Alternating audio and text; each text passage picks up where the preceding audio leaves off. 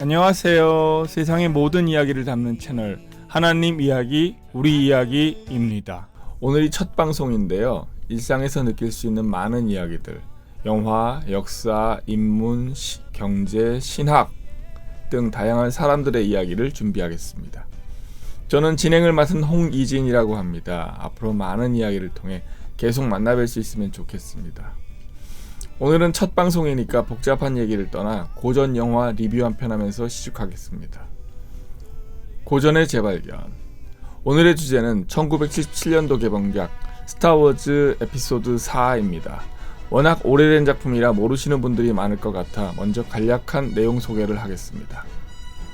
이야기는 크게 악의 제국, 타투인 행성, 얼데란, 데드스타, 덴투인 행성, 야빈 행성 이런 별들 사이에서 이야기가 전개됩니다. 악의 제국. 이번 편에서는 다킨 총독이란 사람이 최고 대빵으로 나오는데 시리즈 나중에는 황제라고 더 높은 사람이 나옵니다. 하여간 악의 제국 치하에서 여러 별들이 힘겹게 지배당하며 살아가고 있는데 악의 제국에서 발명한 최후의 결전병기 데드스타의 완성이 코앞에 다가왔습니다. 그래서 얼데란의 레이어 공주는 데드스타의 설계도를 몰래 저항군에게 넘기려 시도하게 됩니다. 그런데 그 와중에 악의 제국 사령관 다스베이더에게 잡힙니다. 체포의 와중에 인간형 안드로이드 C3PO와 R2D2에게 파일 형식으로 담아 타투인 행성으로 피신시킵니다. 그곳에 왕년의 레전드 오비완 케노비에게 설계도를 넘기기 위해 그랬습니다. 악의 제국이 활개를 치고 끊임없이 악의 세력이 준동하는데 오비완 같은 능력자가 왜 시골에 처박혀서 옴쭉달싹도 안 했는지 설명은 안 나옵니다. 하여간 여차저차해서 루크 스카이워커도 만나게 되고 오비완도 저항군이 되기로 합니다. 우주의 밀수꾼 한솔로를 만나 공주의 별 얼데란까지 광속으로 도주합니다. 광속으로 한참 갑니다. 하도 오랜 동안 지루하게 가니까 한솔로의 우주선 안에서 포스라는 듣보잡의 무술을 배웁니다. 근데 제국군이 험악하게 뒤지고 출몰하는 것을 보면 루크의 고향 타투인도 제국의 일부 식민지 별인 것을 알 수 있습니다. 그런데 제국이 얼마나 크길래 광속으로 며칠씩 가는 먼 거리에 식민지 별이 있는 걸까요? 그게 통제는 될까요? 하여간 얼데란으로 가는 길에 제국의 데드스타에서 레이어 공주를 심문하다가 레이어 공주의 고향별을 박살을 냅니다.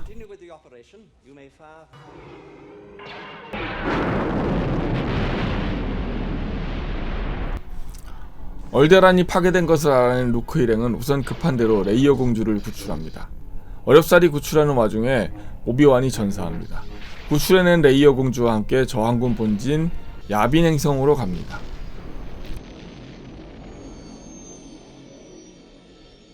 거기서 출격한 저항군들이 제국군의 데드스타와 격돌하여 승리하게 됩니다. 짧게 대략적인 이야기의 흐름을 보았습니다.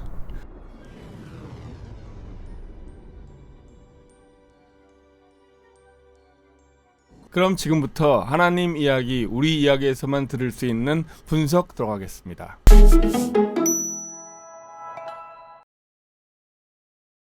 사막에 떨어지는 로봇을 수거하여 되팔아 생활하는 자와족 이야기가 나옵니다.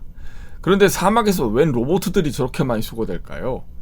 영화 주인공인 C3PO나 R2D2는 정말 특별하게 우주에서 추락한 케이스인데 그런 일이 왕왕 있을 수 있나요? 그런데 자와족이 끌고 다니는 트레일러카 같은 장비에는 고물 로봇들이 가득 들어 있습니다.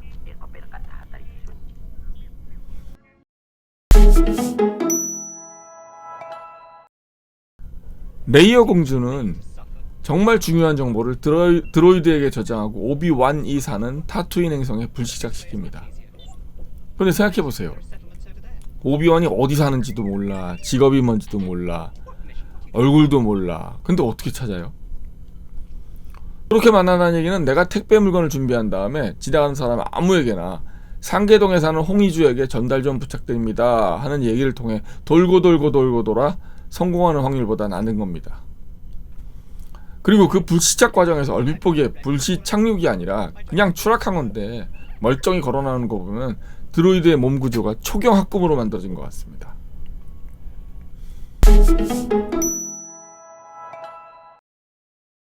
중요 문서인 데드스타 설계도를 저리도 기술 문명이 발달된 시기에 굳이 드로이드에 저장시키고 바리바리 이동시켜야만 했을까요? 그냥 이메일이나 기타 전송 수단으로 파일 형태를 그대로 넘길 수 있는 거 아니었을까요? 그렇게 넘겼다면 얼데란이 파괴되는 운명도 막을 수 있지 않았을까요?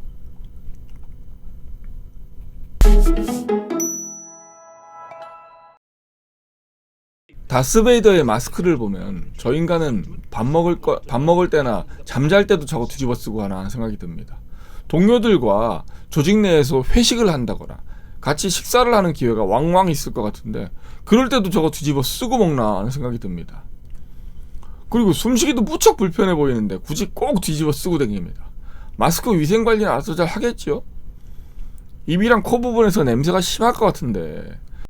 그리고 배에 버튼 같은 거, 그 기능이 뭘까요? 한번 꾹꾹 눌러보고 싶어요. 그리고 허리춤에 웬 도어락을 매달아 놓고 다니는 걸까요? 아시는 분들 댓글로 알려주시면 감사하겠습니다.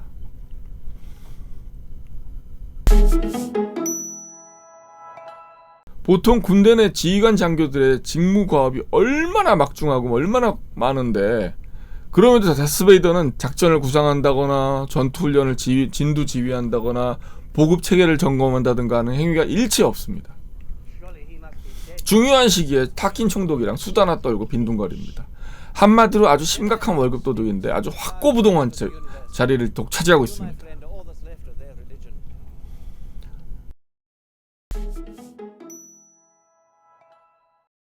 다스베이더는 사람을 다룰 줄 모릅니다. 잘 알지도 못해 보이는 적 병사의 목을 직접 조르고 답을 강요하고 어딘가 조직의 장으로서의 모범을 보이고 카리스마를 보이는 게 아니라 수틀리면 폭력으로 질러버리는 성격의 지휘관입니다. 화낼 일이 아니라 정말 다스베이더가 경청해야 하는 사실을 이야기하고 있는데 이에 대한 논리적 반론과 현실 상황을 차분히 설명하는 게 아니라 희한한 초능력을 쓰면서 동료 부하를 죽일 뻔합니다. 근데 어떻게 저리 높은 자리에 올라갔을까요? 나중에 알려집니다만 다스베이더가 낙하산은 낙하산인데 실은 월북 귀순자 출신입니다. 그래서 황제한테 잘 보이려고 더욱더 잔인하게 사람들을 대하는 것일 수 있긴 합니다. 출신의 약점을 숨기기 위해서요. 그렇지만 그럼에도 4편에서 데드스타 그 무지막지한 걸 날려먹었으니 징계성 예편을 당해서 사는데 이후 시리즈에 한동안 잘도 나옵니다. 악의 재력이 의리하는 대단한 것 같습니다.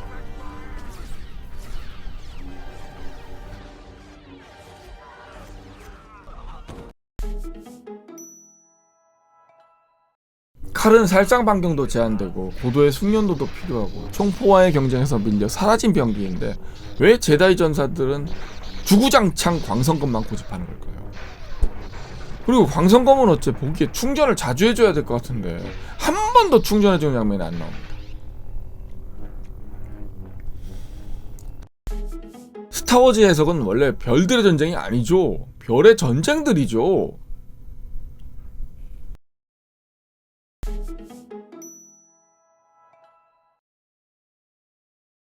루크의 삼촌 직업은 농사를 한다는데 사막에서 무슨 농사를 짓는지 모르겠습니다. 논농사는 택도 없고 무슨 과수나 구황작물 쪽으로 해야 할 텐데 농사를 지어 먹고 산다 라고 하면서 밭도 과수원도 안 보여줍니다. 루크가 새로 들어온 드로이드 R2를 손보는 장면인데요. 무슨 버튼을 조작하는 것도 아니고 드라이버 같은 연장 가지고 쑤시덕 거리니까 영상이 발현된다라.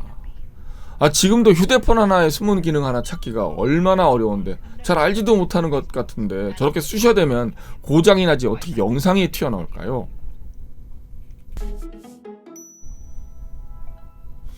한솔로의 밀레니엄 팔코노를 타고 광속으로 얼데라로 도망가는 장면인데요. 광속 여행할 때 시간이 지루하니까 포스 연습을 하는 장면입니다. 근데 여기는 우주밀수군 한솔로의 밀레니엄 팔코노의 내부입니다.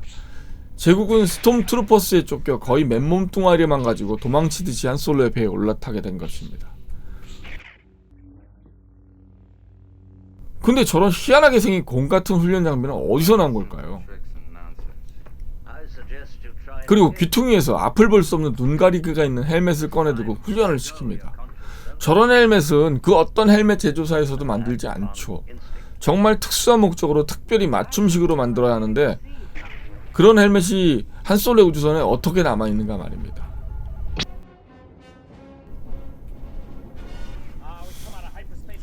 견인광선에 잡혀 꼼짝없이 밀레니엄 팔코너가 데드스타로 끌려 들어오게 됩니다. 그런데 모르는 우주선 하나가 우주공간을 가로질러 날아가고 있는데 그걸 데드스타에서 왜 견인해가요? 일반적으로 영공침해 행위가 간주된 비행기가 있으면 무전을 쳐서 경고방송을 하고 내어 쫓던가, 그래도 말을 안 들으면 전투기를 보내 격퇴 혹은 격추를 해야지 그걸 왜 바리바리 끌고 들어오는가 말입니다. 데드스타의 잠입에 성공한 루크 무리에게 오비완은 자기가 견인광선 파워를 내리겠다고 얘기합니다. 그리고 R2가 데드스타 컴퓨터를 해킹해서 견인광선의 파워 스위치 위치를 알려줍니다. 그런데 오비완은 데드스타를 처음 들어봅니다. 내부 구조나 지휘조차 모를 겁니다. 그게 R2D가 해킹해서 짧게 보여준 데드스타 내부 구조도의 견인광선 위치를 거의 보는 둥 마는 둥한 상태로 스치듯이 봐놓고 정확하게 견인광선 파워 스위치 위치를 찾아갑니다. 근데 그거 정말 중요한 기능인 것 같은데, 그렇게 중요한 기능을 저런 인적 드물고 위험한 곳에 두는 게 맞을까요? 뭐 사람들 많은 무슨 운영 룸 같은 데 있어야 하는 게 아닐까요? 그리고 저 잘난 견인광선을 왜 저항군 급습할 때 안 써먹을까요? 후반부에 보면 저항군의 전투기들이 급습을 해옵니다. 그럼 이때 견인광선을 꼼짝없이 저들을 묶어놓은 다음에 하나씩 제압하면 됐는데 왜 그때 써먹지 않았는가 말입니다.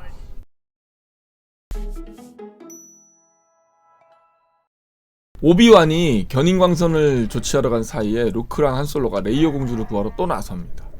나서서 구하다가 쓰레기 폐기장에 갇히는 신세가 됩니다. 근데 쓰레기 폐기장에 뱀이 또 왜 살아요?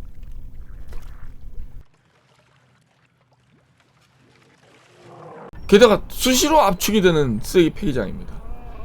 어쨌건 C3PO와 R2D2의 도움으로 폐기장에서 아슬아슬하게 살아나옵니다. 그런데 구정물을 잔뜩 뒤집어 쓰고 온몸에 지저분한 게 잔뜩 묻어있던 주인공 일행들이 어느새 옷은 새 옷으로 막 갈아입고 머리는 무슨 샤워 금방 마친 사람들처럼 깔끔합니다. 갈아입을 옷은 어디에 싸왔을까요? 아니 왜 갈아입어 여기서 우리 또. 게다가 그리고 저 급박한 시기에 허리춤에 갈고리 밧줄은 언제 어디서 챙겨왔던 걸까요? 저거 작은 사이즈가 아닙니다. 어딘가 별도의 가방 같은 거에 담아 왔어야 했는데 어떤 설명도 없이 그냥 멋들어지게 넘어갑니다.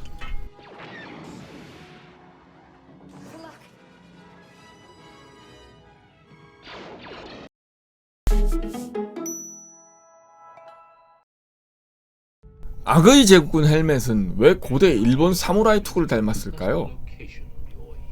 은하계 제국군이 어째 불편해 보이기 짝이 없는 고대 일본 사무라이 투구를 따라했는가 말입니다. 공연히 시비 거는 게 아니라 정말 불편해 보여요. 저런 헬멧이 어떤 방호 기능을 제공할까요? 얼핏 보기에 내구성, 내탄성 등 형편없어 보이고요. 활동할 때 불편하게 임할 것 같은데 말입니다. 그리고 일본은 2차 세계대전 독일 아프리카 군단 복장과도 비슷합니다. 실내 근무 복장이라면 차라리 이런 단촐한 복장이 더 실용적이지 않을까요? 스톰트루퍼 얼굴은 문어같이 생겼다고 생각하는데 여러분들은 어떻게 생각하십니까? 스톰트루퍼 복장은 그 기능이 뭔지를 모르겠어요. 방탄 기능도 약해, 행동은 부자연스러워, 갈아입는 것도 힘들어. 왜 저렇게 걸리적거리는 복장을 하고 있는 건지 모르겠습니다. 그리고 무엇보다도 서로 식별이 안 되잖아요. 서로 다 똑같은 투구를 뒤집어 쓰고 있는데, 아무개! 넌 적측 후방에 접근하여 적 후방을 교란하고, 저무개는 그런 아무개를 어머해라.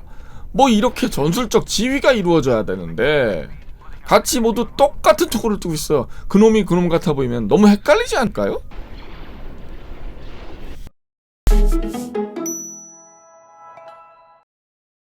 저항군은 야빈 행성 땅에서 출격해서 순식간에 우주공간에 있는 데드스타까지 올라옵니다. 도대체 그 별로 커 보이지도 않는 저항군이 전투기가 항속거리는 얼마이고 연료는 뭘 얼마만큼 적재가 가능하다는 얘기일까요? 지구를 예로 들어보겠습니다. 지구의 경우 지구에서 인공위성 등이 궤도 운항을 위한 최소의 속도가 초속 7.9km입니다. 비행체가 저 속도보다 늦어지면 추락하고 빨라지면 지구를 떠나갑니다. 인공위성이 추락이 없이 지구 궤도를 공전하게 한 속도를 제1우주속도라고 합니다. 그리고 그 너머에 우주 밖으로 나가서 우주 전쟁을 하려면 초속 11.2km의 속도로 타원 궤도로 날아가야 합니다. 이걸 제2우주속도라고 합니다. 인공위성과 같이 아무리 작은 물체라도 저 속도를 내기 위해 엄청난 연료를 소모해야 합니다.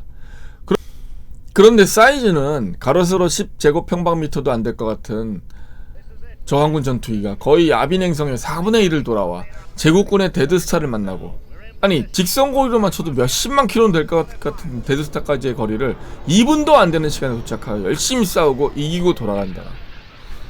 우주공간에다가 저렇게 총질해 대면은 공기가 다 빠져나가서 모두 아웃돼요.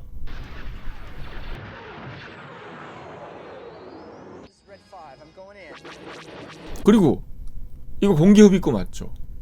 우주에 웬 공기흡입구? 게다가 루크는 평생 농사만 진짜 촌놈이잖아요. 기껏해야 오는 길에 잠깐 칼장난하는 법 배워놓고 어떻게 저항군 전투기를 능수능란하게 조정할까요? 물론 자기도 전투기 조정이 가능하다, 뭐 해본 적이 몇 번 있다, 짧게 혼자 얘기하는 장면이 있긴 있어요. 그래도 그렇지 전투기 조정이 얼마나 복잡하고 때로 실전 경험이 얼마나 많아야 하는데 대충 입으로 뭐 전투기 좀 타봤다고 때웁니까?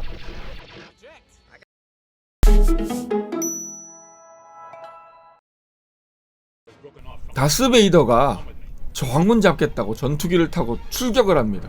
근데 얼마 안 있어 데드스타가 아웃이 또 됩니다.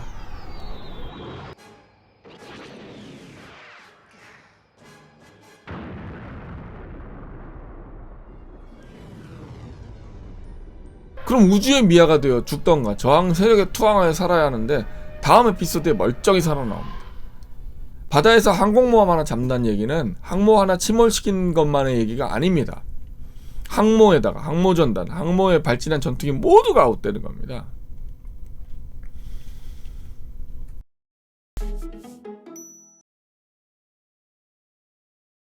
이미 유출된 설계도에는 보강이 없습니다. 데드스타 설계도가 유출은 엄청난 사건입니다. 자칫 데드스타의 건설을 기본부터 다시 생각해야 할 정도로 치명적일 수 있습니다. 그런데 잃어버린 설계도 회수에만 급급하고 이미 존재하는 데드스타의 약점에 대한 보강 작업이 이루어지지 않는다라. 하다못해 그 배영구 쪽에 그물망이나 가리개 같은 거라도 좀 해놨어야 되는 게 아닐까요? 그리고 이해하기 어려운 부분이 있는데요. 여기서 분명히 리액터라고 표현하거든요. 리액터는 원자로라는 뜻인데 원자력 발전소에도 화석연료, 내연기관과 같은 배기구가 있나요? 아시는 분들 답글로 알려주시면 감사하겠습니다. 그리고 항공모함 같은 규모의 배라도 아무리 치명적인 공격을 받아도 침몰하기까지 한 4시간 정도 걸립니다. 그런데 전투기에서 투하한 소형 폭탄에 맞았다고 1초도 안 되는 시간에 행성 하나가 완전히 파괴가 되나요?